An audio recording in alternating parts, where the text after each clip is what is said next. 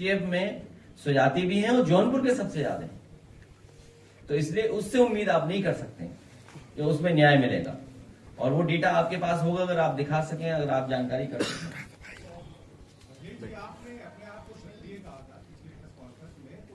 मैं तो ये चाहता हूं कि वो दूसरे कहें कि हम शूद्र हैं, बात ही नहीं समझ पाए लोग। भाई हम ये कह रहे हैं ना कि अगर हम क्षत्रिय हैं तो शूद्र कहते हैं, हमें क्यों नहीं कहते हैं शूद्र?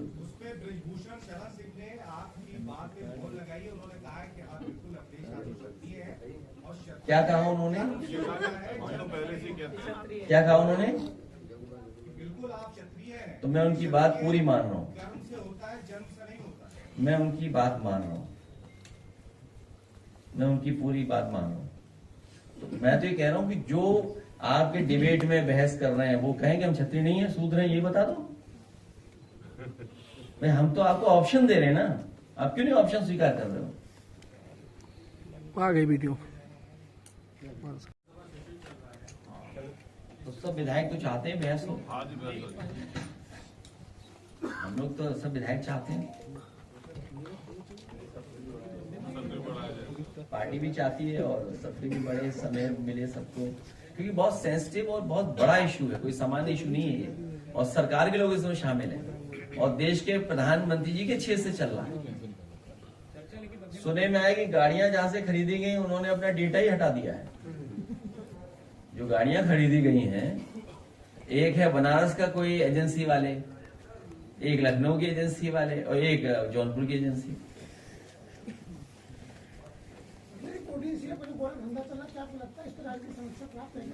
इसमें मुख्यमंत्री जी का संरक्षण प्राप्त है।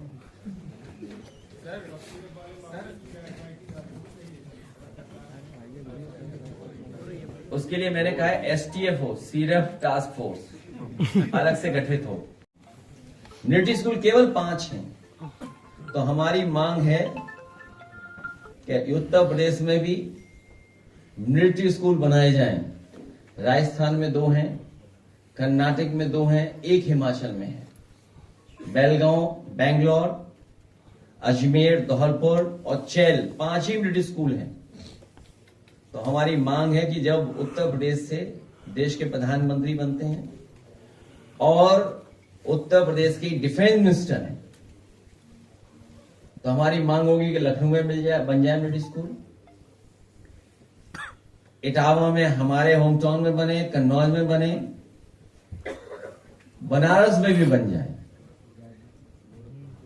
ये हमारी मांग है। इन्हीं शब्दों के साथ मुझे खुशी है इस बात की कि हमें सम्मान करने का मौका मिल रहा है। मैं अध्यक्ष जी का और अपने तमाम विधायक लोगों का सबका धन्यवाद देता हूं कि इस कार्यक्रम में आप लोग भी शामिल हैं। मैं कहूंगा कि रिजांगला की वो जो स्टोरी डॉक्यूमेंटेड है वो जरूर दिखाएं। टोक्यो जनरल इंश्योरेंस कंपनी का भी नाम आ रहा है और पूर्व कैबिनेट मंत्री हैं सूर्य प्रताप शाही समेत तमाम लोग इस मामले को दबाने का काम कर रहे हैं, ये भी आरोप है। ये स्कीम ही किसानों को मदद नहीं कर रही है।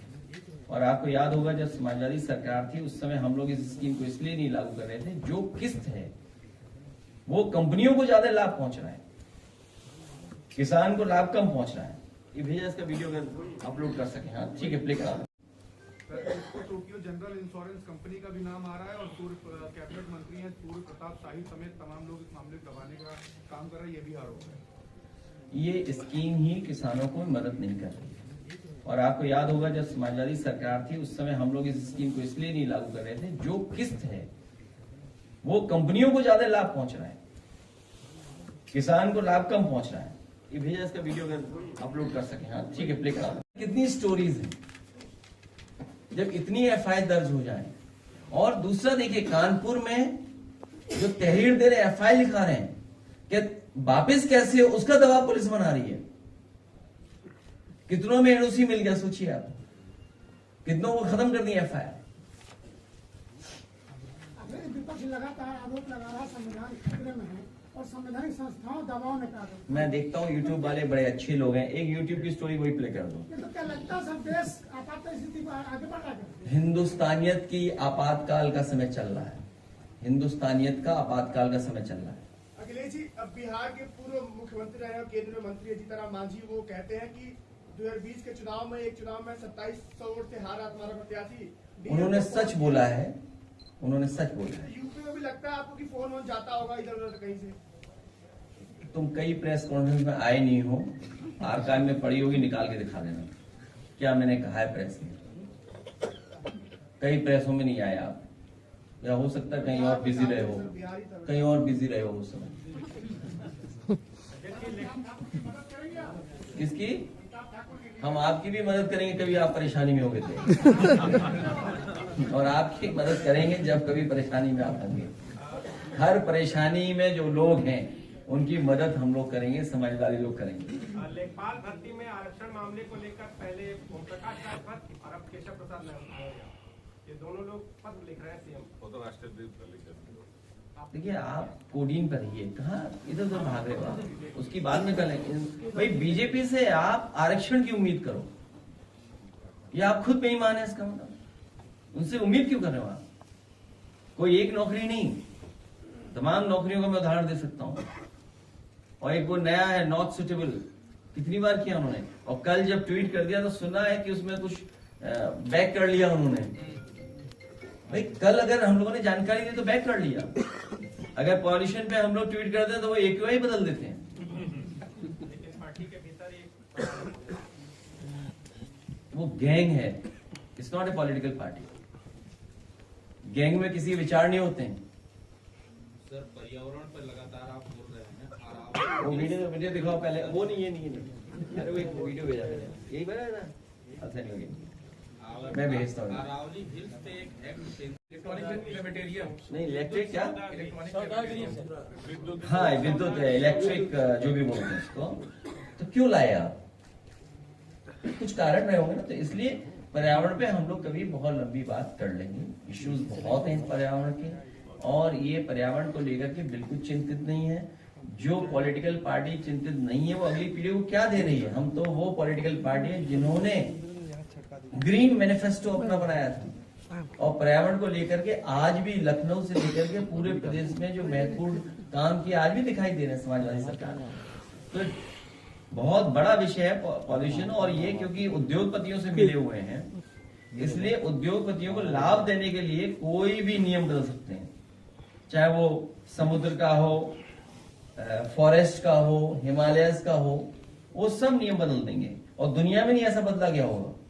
दुनिया में हिमालयस के लिए, पहाड़ों के लिए, या जो भी उनके पहाड़ों के नाम हैं उनके लिए कभी कानून नहीं बदला हुआ होगा। लेकिन भारत पहला देश बनने जा रहा है कि उद्योगपतियों को लाभ पहुंचाने के लिए नेचर से खिलवाड़ कर रहे हैं, अपने एनवायरमेंट से खिलवाड़ कर रहे हैं।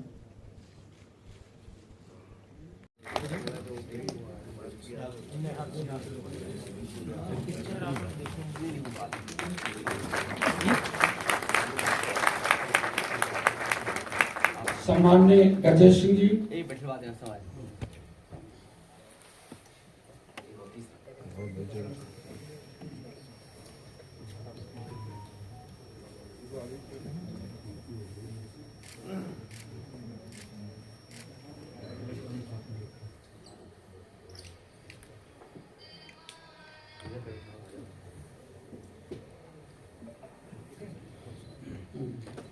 थोड़ा आगे।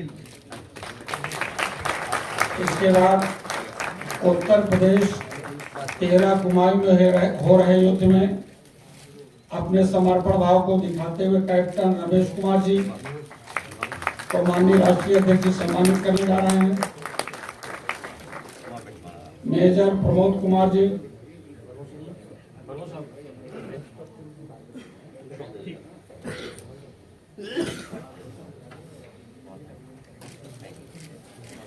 कैप्टन रमेश कुमार जी,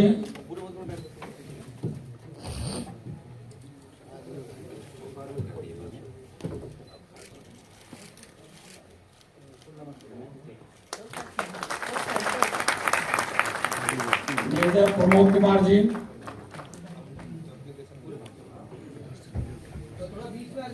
थोड़ा आगे अभी।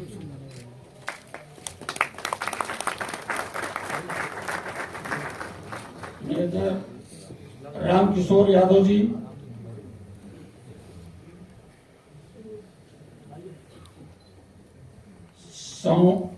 सम्माननीय नवनीलाल यादव जी, सम्माननीय अभिमन्यु सिंह जी,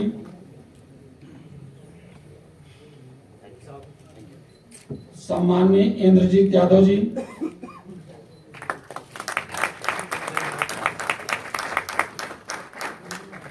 सम्माननीय रईस पाल जी,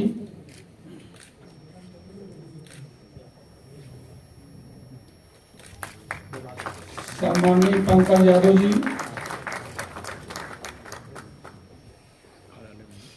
सम्माननीय संतोष कुमार जी, सम्माननीय राम विजय जी, सम्माननीय विपिन कुमार जी, सम्माननीय शरद यादव जी,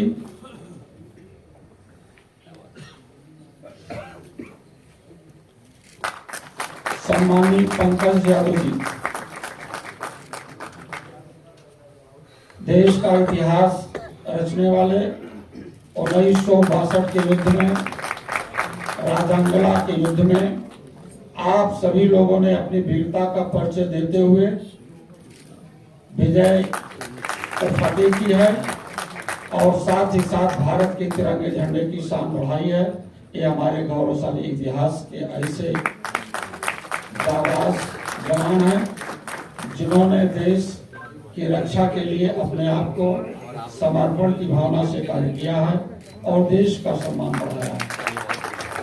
ऐसे लोगों को समाजवादी पार्टी के राष्ट्रीय अध्यक्ष जी माननीय अखिलेश यादव जी सभी लोगों को सम्मान दिया है और हमारे प्रदेश के प्रकोष्ठ के सैनिक प्रकोष्ठ के प्रदेश अध्यक्ष जी को भी माननीय राष्ट्रीय अध्यक्ष जी ने सम्मानित किया। विराट और वो लोग साथ, अरे वो रहे, अरे आइए, आप क्यों रह गए पीछे हैं?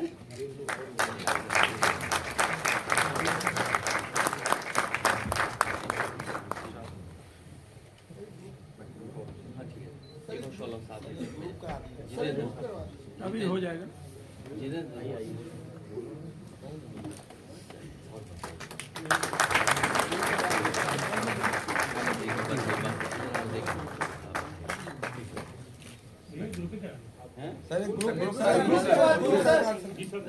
अच्छा ठीक है, फोटो तो आप बैठे